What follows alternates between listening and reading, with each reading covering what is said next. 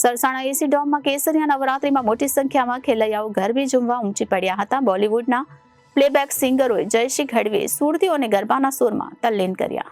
સરસાણા એસી ડોમમાં સતત બીજા વર્ષે ધ મેમરીઝ ઇવેન્ટ દ્વારા કેસરિયા નવરાત્રીનું આ વર્ષે પણ ભવ્ય આયોજન કરવામાં આવ્યું છે, જેમાં રાત્રિના ઘોર અંધકાર વચ્ચે અદ્યતન lighting, decoration, flood light, electric સિરિંજોની નયનરમ્ય ઝાકમઝોળ દિવસ જેવો માહોલ જમાવીને વાતાવરણમાં ધાર્મિકતાનો સૂર છવાયો છે.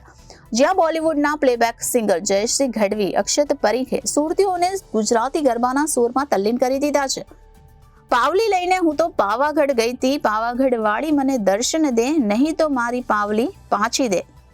ઢોલીડા ઢોલ ધીમો ધીમો વગાડમાં, તારા વિના શ્યામ મને એકલડું લાગે. હું તો ગઈ તી મેળે, ઈંધણા વીણવા ગઈ તી મોરી સૈયર, અમુક કાકપા બાપાના પોરિયા ટીમલીમાં રમીએ જેવા સોંગ પર રાસ ગરબાની રસલાણ જામી છે. તો ડીજે અને ઢોલના તાળે યુવક યુવતીઓ ખેલૈયાઓ ગરબે ઘૂમવામાં તલ્લીન બન્યા હતા. કેસરિયા નવરાત્રીના આયોજક કેવલ જાસોલિયાએ જણાવ્યું હતું કે કેસરિયા નવરાત્રીમાં શહેરના ખેલૈયાઓ ઢોલ, ડીજે, લાઉડસ્પીકરના ધ્વનિ વચ્ચે ધોતી, કેડિયું, કુર્તા પાયજામા, ઝભ્ભા, લેંઘા, ચણિયા ચોળી જેવા પરંપરાગત વસ્ત્રોમાં સજ્જ યુવાધન ઢોલીના ધબકારે પગના અંગમરોળ અને નૃત્ય લયની મુદ્રામાં ડોડિયું જેવા ગરબાના વિવિધ પ્રકારો મુજબ સ્ટેપ ગોઠવીને ગરબે ઘૂમવાનો આનંદ માણી રહ્યા છે. અમારે ત્યાં જજ દ્વારા યોગ્ય પરફોર્મન્સ આપી રહેલા નાનાથી લઈને મોટા ખેલૈયાઓમાં ઉત્સાહ વધે તે માટે ઇનામો આપી રહ્યા છે. રાસ ગરબે રમવાના શોખીન ખેલૈયાઓ અમારા આયોજનમાં મન મૂકીને ગરબે રમી રહ્યા છે. આ આયોજનને પગલે રાસ ગરબાની રોનક ફરી આવી છે. સુરતીજનો પણ અદમ્ય ઉત્સાહ સાથે આવા આયોજનમાં જોડાયા હતા. નોરતાના પહેલા દિવસે મોટી સંખ્યામાં ખેલૈયાઓ ઉમટી પડ્યા હતા. કેવલ જાસોલિયા, કંપનીનું નામ ધ મેમરીઝ ઇવેન્ટ. જે આપણે કઈ પ્રકારનું આયોજન છે, શું છે વ્યવસ્થા?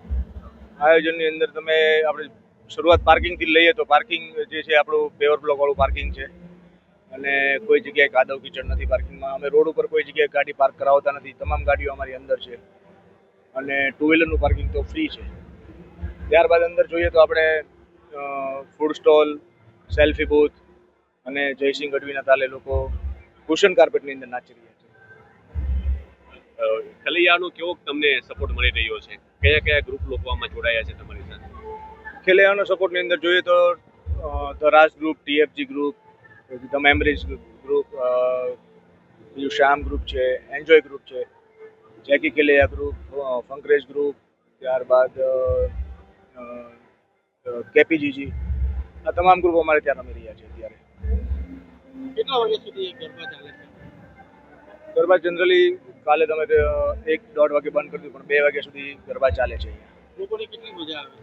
લોકો જે મજા લઈ રહ્યા છે, બધાના થેન્ક યુના મેસેજને જે અમને એપ્રિશિએટ કરે છે અને ખાસ કરીને હર્ષભાઈ જે અમને આપણા ગૃહમંત્રી જે છે એમને જે સપોર્ટ અમને આપ્યો છે, જેથી કરીને લોકોની રોજગારી પણ એટલી વધી છે અને તમામ ઓર્ગેનાઇઝરો, તમામ નવરાત્રીઓ જે છે એ તમામ નવરાત્રીનું જે ખેલૈયાઓ છે ધીમે ધીમે ઘર સુધી પહોંચતા હોવાથી લોકોની બી રોજગારી વધારે વધી છે. આપણે ખાસ કરીને વાત કરીએ સિક્યુરિટીની, તો સિક્યુરિટી કઈ પ્રકારની છે? સિક્યુરિટી આપણી જે છે આપણે 3 પડાવની અંદર સિક્યુરિટી રાખેલી છે. પહેલો પડાવ જે આવે છે, જે મેઇન ચેકિંગ જે આવે છે, ત્યાં પંજાબથી શીખ મંગાવેલા છે આપણે. ત્યારબાદ અંદરનો પડાવ જે છે એ મહારાષ્ટ્રીયન છે. ત્યારબાદ અંદરનો પડાવ જે છે તે આપણે સુરતના લોકલ લેવલના છે. ગયા વર્ષ કરતાં આ વર્ષે એવું તો શું આયોજન અલગ છે કે લોકોને ખેલૈયાઓને આકર્ષી રહ્યા છો? ગયા વર્ષ કરતાં આકર્ષિત તમે જો કહો તો એક તો આપણી જે ડેકોર જે થીમ જે છે, જે સૌથી ઓછું કપડું વાપરીને આપણે આ ડેકોર થીમ સેટ કરી છે. ત્યારબાદ આપણે જોઈએ તો આપણી પાસે આ જે સરસાણા વેન્યુ જે છે ઓલરેડી એક પરમેનન્ટ સ્ટ્રક્ચરવાળો ડોમ છે, તો ફાયર એક્ઝિટથી માંડીને તમામ પરમિશન આપણને બહુ ઇઝીલી મળી ગઈ છે. Bureau report Janadesh news, Surat.